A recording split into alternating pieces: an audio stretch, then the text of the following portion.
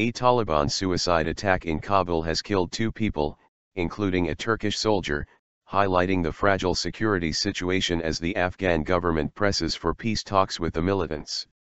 The blast came shortly after 8 a.m., 3:30 GMT, not far from the Iranian embassy. Police said the dead included a Turkish national and an Afghan passerby. Turkey's general staff confirmed that a Turkish soldier was killed in the attack, while another one was injured. Kabul police spokesman Hashmat Stanikzai gave details of the attack and death toll, saying the bomber was driving a Toyota Corolla. Abdul Rahman Rahimi, Kabul police chief, confirmed the death toll in the blast, which the Taliban claimed.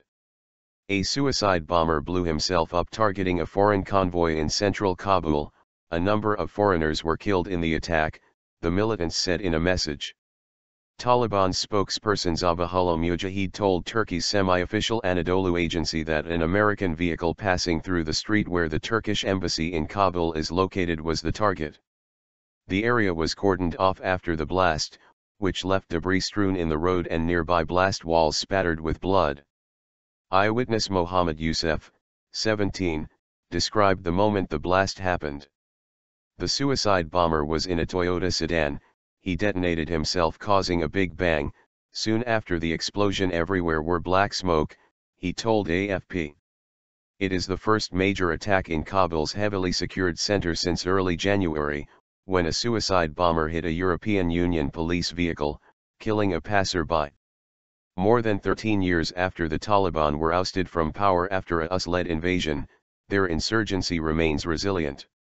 NATO ended its combat mission in late December, leaving a residual force to carry on a training and support mission to Afghanistan's 350,000 security forces, who now lead the fight against the Taliban.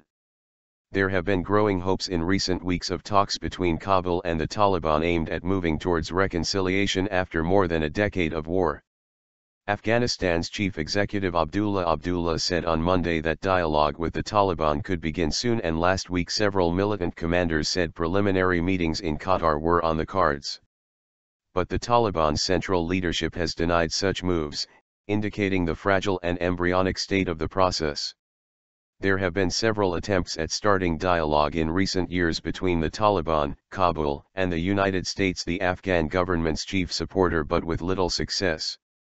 The Taliban opened an office in Qatar in June 2013 as the first move towards a possible peace deal, but it shut a month later after enraging the then Afghan President Hamid Karzai by styling it as the unofficial embassy for a government in exile.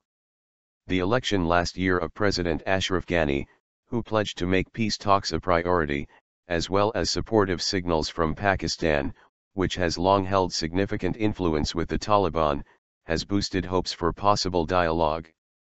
But the Taliban insist talks are impossible while foreign troops remain in the country, and Thursday's attack served as a stark reminder that the war is far from over.